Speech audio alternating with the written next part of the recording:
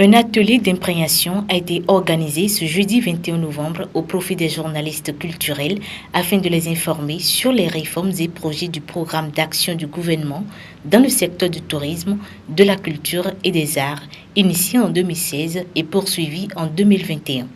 Parmi les réalisations importantes, on note l'aménagement de la station balnéaire à Ouida, la construction du complexe Marina à Djegbadi, la réhabilitation de la cité historique de Ouida et la réinvention de la cité lacustre de Ganvié.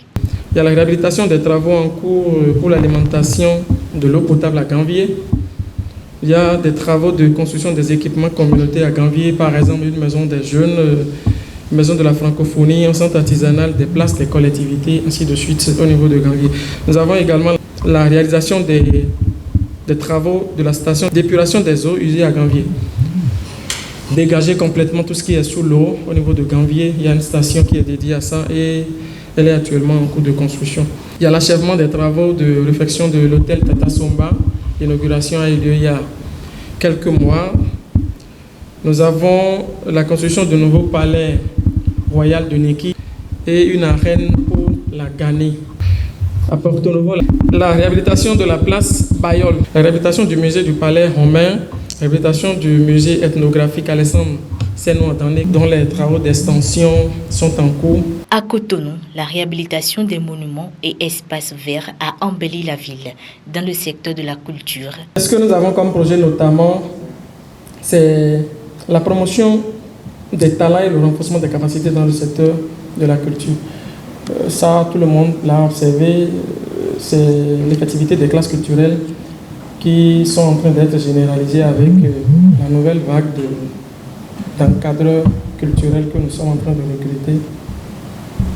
Il y a le renforcement de capacités des acteurs culturels et artistiques. Plusieurs formations ont été initiées à leur endroit. Okay. Il y a la construction des arènes culturelles, je l'ai dit tout à l'heure, le cas de Neki, de Ouida, à côté du site de Rodon-Deis, et à Porto Novo, sur le site de l'ancien siège de l'Assemblée nationale. Par ailleurs, plusieurs réformes majeures ont été mises en place pour soutenir et dynamiser le secteur du tourisme. Avant d'aller aujourd'hui à la création d'un complexe hôtelier, d'un restaurant, d'un hôtel pour l'hébergement, ainsi de suite, vous devez forcément avoir des agréments, vous devez déposer des dossiers.